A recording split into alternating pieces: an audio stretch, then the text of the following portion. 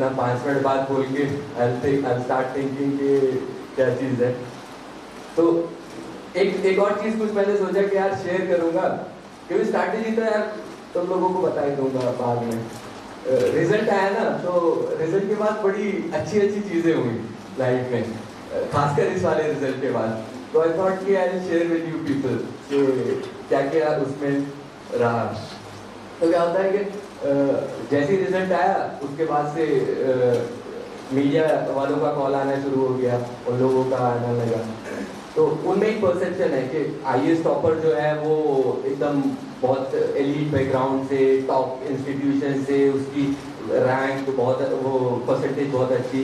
तो कुछ कन्वर्सेशन जो मेरी हुई वो थोड़ा सा मैं बताता हूँ आपको। एक फर्स्ट मुझे कॉल आया एक जर्नलिस्ट का, वो मुझसे बोलता है, वो मेरे एक फ्रेंड था, उसके कोई जानने वाला था, उसने नंबर दिया था।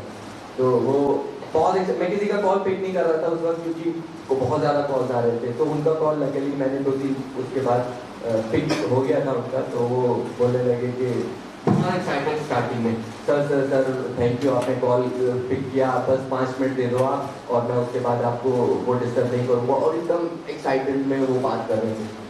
तो क्या हुआ, पहले पूछने लगे सर आपका बैकग्राउंड क्या है, मैंने फैमिली के बारे में बताया, तो सब कुछ बताया। फिर वो आए उसके ऊपर, एजुकेशन के ऊपर। तो कहने लगे सर आपकी 10th में परसेंटेज कितनी थी? तो मैंने बोला सर 60% थी। वो भी एक तो ग्रेस मार्क में लेते तो उससे 60 हो गया था, 59 नहीं हुआ था। तो उसका थोड़ा सा एक्साइटमेंट वो है वो कम हो गया। तो बोलने लगे अच्छा। फिर बोले कि 12th में कितनी थी? तो मैंने बोला सर 60 थी। तो फिर वो थोड़ा सा चुप हो गया, मैं हेलो कर रहा हूँ। तो बोले अच्छा सर। फिर ग्रेजुएशन में कितनी थी? तो ग्रेजुएशन में भी 63% थी। तो फिर उसके बाद उसने कोई क्वेश्चन नहीं पूछा, बोले अच्छा सर लिख देते हैं। तो मुझे इतना वो लगा कि मतलब दे एक्सपेक्ट यू आर 90%, 80%, 85%, तभी आप वहाँ पे जाके क्रैक करोगे। अच्छा, दूसरा एक क्वेश्चन आता है वाई सिविल सर्विस।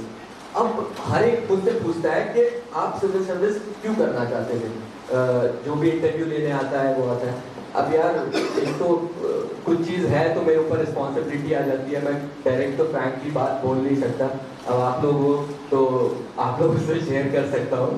तो क्या था यार, ग्रेजुएशन के बाद फ्रैंकली ग्रेजुएशन के बाद जॉब कोई थी नहीं, ठीक है, घर वाले जो थे वो भी खुश नहीं थे। अब सिविल सर्विस ऐसा है ना कि आप बस बोल दो, घर वाले घर बेच देंगे, जमीन बेच देंगे, कहेंगे नहीं तू पढ़ ले, बस सिविल सर्विस कर ले, और कितना ही टाइम ले लो आप, वो एक परसेप्शन बना हुआ है। तो मैंने सोचा यार चलो कुछ नहीं, कुछ टाइम तो मिलेगा, एटलीस्ट घर वाले भी खुश हो जाएंगे, मुझे भी कुछ टाइम मिल जाएगा। तो ये रीजन था फ्रैंकली मेरा सिविल सर्विसेज में एंटर करने का। लेकिन मैं वहाँ किसी को ये बोला नहीं यार, ये गलत इंप्रेशन जाता उसमें। लेकिन उसके बाद व्हाट आई डिड वाज कि जब मैंने पढ़ना शुरू करा, अगर मैं वही रीजन से रखता तो कभी क्रैक नहीं होता इतनी। मैंने जब चीज़ों को पढ़ना, रीडिंग मेरी हॉबी थी आज भी, मैं कॉलेज में भी नॉन फिक्शन पढ़ता रहता था, तो वो एक हॉबी था। तो क्या हुआ कि पढ़ना स्टार्ट किया तो मुझे इंटरेस्ट आने लगा, तो रीडिंग बिकेम माई पैशन। मैंने इतनी बुक्स पढ़ी, इतना वो करा, लेकिन ज़रूरी नहीं है, पहले बता दूँ, बुक्स पढ़ना बहुत ज़्यादा वो करना इतना कोई वो नहीं है, बस मेरा पैशन था तो वो मैंने किया। उसके बाद वही चीज़ जो मैंने आपको बोली, एक कंपैशनेट होना सोसाइटी को लेके, what you can give back to them, वो चीज़ें मेरे अंदर इम्बाइब हो गई थी। उसने मुझको इतना सस्टेन किया सिविल सर्विसेज में। तो जैसे मैंने बोला ना स्टार्टिंग में, आई गॉट दैट वाई, मुझे क्यों करना है, तो मुझे वो कैसे करना है वो अपने आप चीज़ें पता चलती गई। तो ये बड़ा इंटरेस्टिंग था। अच्छा, एक और चीज़ क्या थी, इंस्पिरेशन, कि अब मुझे कॉल आते थे, कॉल आके वो बोलते हैं कि यार सर आपका इंस्पिरेशन कौन था? तो बोले सर आपके लाइफ में कुछ ऐसा इंसिडेंट हुआ, उन्हें मसाला चाहिए। तो वो बोलते हैं सर आपके घर वाले खेती करते हैं? मैंने कहा यार नहीं, मैं मिडिल क्लास फैमिली से हूँ, मैंने कंफर्टेबल लाइफ वो की है। तो बोले अच्छा, बोले कोई आप पुलिस ने आपके साथ कुछ गलत किया हो? मैंने बोला यार मेरे साथ ऐसा भी कुछ नहीं हुआ है। बोले सर तो कुछ तो होगा, हम लोग हेडलाइन क्या बनाए? तो मैंने कहा यार ये मैं तो बहुत फ्रैंकली जो है चीजें वो मैं बता रहा हूँ, अगर आप रिलेट कर सकते हो तो आप बना लो। अब फाइनली उसने क्या किया कि 60% लाने वाला यूपीएससी में थर्ड टॉपर। यार यही होता है कि मतलब उनको तो स्टोरी चाहिए पेपर में, और हर बार ये होता है सिविल सर्विसेज का रिजल्ट आता है, कोई ना कोई ऐसी स्टोरी आती है, इसने मतलब जेन्युइन भी होती है बहुत सारी, बट वो और मिर्च मसाला लगा के उनको प्रेजेंट करते हैं। तो नॉर्मल स्टूडेंट्स को लगता है कि मतलब उतना हार्ड वर्क चाहिए, उसकी लाइफ में इतनी परेशानी होनी चाहिए, मर गया होना चाहिए तभी सिविल सर्विस निकलेगा। यार ऐसा कुछ नहीं है। एवरेज स्टूडेंट, मैं तो अपने आप को एवरेज भी नहीं कंसिडर करता, क्योंकि जैसे मैंने चीजें देखी हैं, और पढ़ाई मैंने लिटरली ग्रेजुएशन के बाद स्टार्ट करी थी, तो I not say I was an average student, below average ही था, बट ग्रेजुएशन के बाद मैंने बहुत इंटरेस्ट उसमें लेना स्टार्ट किया था। एक और चीज क्या हुई, कोचिंग। अब क्या हुआ कि मुझे मॉक्स देने थे, तो मॉक्स में क्या हुआ कि मेरा जो इंटरव्यू था 28 को था, लास्ट डेट को, तो मेरी ट्रेनिंग चल रही थी, तो मैंने मॉक एक रजिस्टर करवाया, अवेलेबल नहीं था कहीं पे भी, सब खत्म हो गए थे, तो एक जगह जहाँ मैंने रजिस्टर करवाया वहाँ पे उन्होंने कहा ठीक है आप आ जाइए। अब मैं छुट्टी लेके वहाँ पे गया, वहाँ पे उनके पास गया, तो उन्होंने बोला सर आपका कैंसिल हो गया है और हम मॉक नहीं ले सकते।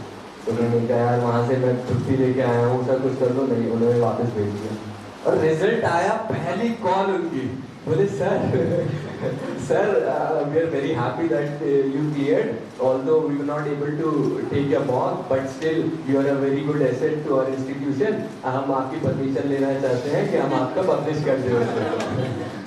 मैंने वहां पर, मैं उस वक्त उतने गुस्से में था, मैंने बोला आई लिटरली सू यू अगर आपने मेरा फोटो लगा दिया। तो उन्होंने फिर दोबारा कॉल नहीं किया। बट ये रहता है चीजें जो रिजल्ट के बाद उसमें आती है। यार बोर तो नहीं हो रहे ना? कभी मतलब आप सोच रहे हो स्ट्रैटेजी, वो भी थोड़ा सा डिस्कस कर लेंगे। ये मुझे लगा थोड़ी चीजें हैं। क्या है ना कि मेरा एक फ्रेंड है शिवम, तो उसका भी अभी 251 रैंक है। तो हमने क्या सोचा यार, यूपीएससी ना बहुत स्ट्रेस्ड इंडस्ट्री है, लोग परेशान हैं पढ़ पढ़ के, और पूरा राजेंद्र नगर आप अगर जाओगे वहाँ तो लिटरली इंसान हालत खराब हो जाएगी देख के। तो हम लोगों ने सोचा यार हम लोग स्टार्ट करेंगे एक स्टैंडअप, मैं और शिवम, हम लोग पूरा यूपीएससी की एक स्टोरी लिखेंगे और उसको लोगों तक पहुँचाएंगे, तो एटलीस्ट उन्हें कुछ हंसने के वो मिल जाएंगे। तो आई एम ट्राइंग कि कुछ चीज़ें आपको वो बता सकूँ। यार एक लास्ट चीज जो रिजल्ट के बाद रिकग्निशन। अब क्या हुआ कि अभी मैं एयरपोर्ट से भी जैसे आ रहा था, तो आई वाज सिटिंग, टाइम था थोड़ा सा, कॉफी पी रहा था, तो दो तीन, एक लड़की थी एक लड़का था, उन्होंने इंटरव्यू देखा होगा, डोंट नो, पता नहीं, मतलब वो बोलते हैं कि हम वेरी फेमस उसमें, तो वो आके बोलने लगे सर आप ये जुनैद, तो मैंने बोला, तो ऐसे ये चीज़ें बहुत ज़्यादा हो गई हैं, तो हम हवा में उड़ने लगते हैं यार, ठीक है उसमें चल रहा है।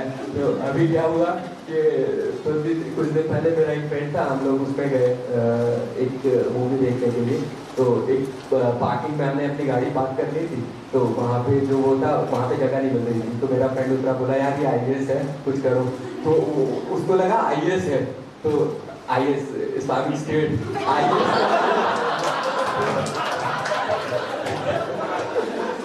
तो वो एकदम से पीछे को हट गया और उसको लगा पता नहीं क्या होगा, उसने बोला नहीं sir IAS Indian administrative service, तो कहने लगा वो क्या होता है सर। तब रियलाइज हुआ कि यार बस स्टूडेंट्स के ही बीच में है, ऐसा कुछ नहीं है, ज़्यादा हवा में उड़ने की कोई वो नहीं है। लेकिन ये अच्छा पार्ट है यार, आपको रिकग्निशन मिलता है, और सबसे बेस्ट चीज़ है जो ये इंटरेक्शन स्टूडेंट से। आईएएस का भी मेरा जो मेन पर्पस था वो एक पीपल कनेक्ट, वो सबसे अच्छी चीज़ है, that gives you a lot of happiness, that is the best part of studies of exam. तो ये कुछ चीज़ें थी जो इसके उसमें हुई थी रिजल्ट के बाद। अब बात करें प्रिपरेशन फेज की, तो क्या हुआ कि स्टार्टिंग में क्या होता है, जब आप प्रिपेयर करना स्टार्ट करते हो तो आप चाहते हो, आपको लगता है, मेरे साथ भी जो चीज़ें हुई सोशल राइट एक्टिविस्ट और ह्यूमन राइट एक्टिविस्ट, पता नहीं क्या क्या बन जाते हो आप। सब कुछ स्टार्टिंग में सब कुछ आज ही बदल देना है, चेंज कर देना है, और ये बुक पढ़ने लगे, वो बुक पढ़ने लगे, न्यूज़पेपर, कुछ समझ नहीं आ रहा तब भी पूरा 3-3 घंटे न्यूज़पेपर पढ़ रहे हैं, वहाँ पे सारा टाइम वेस्ट हो रहा है। तो ये मेरे साथ भी हुआ लिटरली। उसमें लकीली मेरे एक सीनियर थे, उन्होंने सही ट्रैक पे मुझे डाल दिया था स्टार्टिंग से, तो इतना वो नहीं। एक स्टोरी भी है छोटी सी। क्या था कि हम लोग उसमें थे जब स्टार्टिंग में मैं प्रिपेयर कर रहा था, तो हम लोग की जो मेस थी ना, वहाँ पे एक छोटा बच्चा था, तो वो वहाँ पे एक का बेचा था शायद, तो उसकी एज होगी 11 12। तो वहाँ में पता मेरा एक वो था, उसको क्या चढ़ गया कि ये चाइल्ड लेबर है, चाइल्ड लेबर है, इसको यार नहीं होना चाहिए। अब वो बेचारा आराम से वहाँ पे रहता था, अपना खुद से कुछ कुछ पढ़ता था और खाता वाता था, पैसे भी मिलते थे। हमने उसकी कंप्लेन वम्प्लेन लिख के डाल दिया कि सर ये चाइल्ड लेबर है, दिस इज नॉट राइट, और ये वो उस बेचारे को वहाँ से हटा दिया। बाद में रियलाइज हुआ कि व्हाट वी डिड, कितना गलत था वो। सोशल रियलिटी जो है हमारी चीज़ों की, वो हमें बहुत मल्टीपल उसमें देखनी पड़ती है चीज़ें। इतना आसान नहीं होता कि आप ब्लैक एंड वाइट कर दो किसी भी चीज़ को कि क्या सही है क्या। दूसरी एक स्टार्टिंग में क्या होता था कि जब आए थे आईएएस बनना है, बस एक ही वो, बाकी ना तो सर्विस पता है क्या है सिविल सर्विसेज में, बाकी आईपीएस आईआरएस क्या है वो कुछ नहीं पता, बस आईएएस बनना है फर्स्ट अटेम्प्ट में। तो कोई भी पूछता है क्या करना है, आईएएस बनना है। अब एक वो फेल हुआ तो अपने आप को दिलासा देते थे यार बाकी सर्विस भी अच्छी हैं, जब बाकी सर्विस है वो भी अच्छी हैं, वो भी हो जाए तो अच्छा है। तो वहाँ तक था। अब क्या होता था नेक्स्ट उसमें क्या हुआ कि फिर से मेंस नहीं क्लियर हुआ, और उसके बाद फिर थोड़ा सा प्रेशर फील होने लगता है। जब एक दो आप फेल करते हो ना, उसके बाद भी थॉट कि यार गवर्नमेंट सर्विस कोई भी हो, आरबीआई नबार्ड, वो भी अच्छा होता है, उसको भी अटेंड करना चाहिए, दे देना चाहिए। तो ये सब थॉट्स आते हैं जब प्रिपरेशन में होता है। तो मैं इसलिए शेयर कर रहा हूँ, ये सब आप लोगों के साथ भी रहा होगा ये उसमें, लेकिन अल्टीमेटली मैंने अपना ट्रैक पे ही रखा। इनफैक्ट मेरा सीएपीएफ में हुआ था, मेडिकल दिया मैंने, फिजिकल दिया, उसके बाद इंटरव्यू मैंने नहीं दिया था। तो एट दैट टाइम लोगों ने बोला यार क्यों नहीं दे रहे हो, एटलीस्ट एक्सपीरियंस हो जाएगा। बट मुझे अपना था कि काइंड ऑफ पर्सन आया मैं, if I get a job तो मैं छोड़ छाड़ के बस हाँ ठीक है चलो जॉब ले लेते हैं। But I didn't give interview, क्योंकि मैं बहुत क्लियर था मुझे सिर्फ ही करना है। तो clarity of thought is very important. आप कितना भी लाइफ में किसी भी चीज़ को लेके डिसाइसिवनेस, क्लैरिटी ऑफ थॉट, ये होना बहुत ज़रूरी होता है। प्रेशर यार स्टार्टिंग में तो इतना प्रेशर लेने लगा था, 14 आवर्स 15 आवर्स इतना भी पढ़ा मैंने स्टार्टिंग में, बिल्कुल स्क्रैच से आई स्टार्टेड। और क्या हुआ कि स्लीप डेफिसिट होने लगा और हेयर फॉल भी होने लगा था। तो उसके बाद मैं कुछ दिन बैठा, मैंने सोचा यार आईएएस होता रहेगा, बाल उड़ गए तो सभी वो हो जाएगा। तो मैंने सोचा चलो ठीक है यार, अब I take a proper sleep और उसके बाद फिर देखेंगे जितना भी हो रहा है। तो then I started taking 7 or 8 hours of sleep. वो बहुत इंपॉर्टेंट है और वो हर चीज़ में मुझे हेल्प किया। पता है जब आप मेमोराइज करते हो ना चीज़ों को, अगर आप प्रॉपर स्लीप नहीं लेते हो तो वो आप रख नहीं पाते हो चीज़ों दिमाग में। तो sound sleep is very important. आप प्रिपेयर कर रहे हो तो ये ध्यान रखो, 7 hours ऑफ स्लीप तो आप लो ही लो, और उस चीज़ में बहुत इंपॉर्टेंट रहती है। तो ये सब चीज़ें थी जो स्टार्टिंग में आई वांटेड टू शेयर।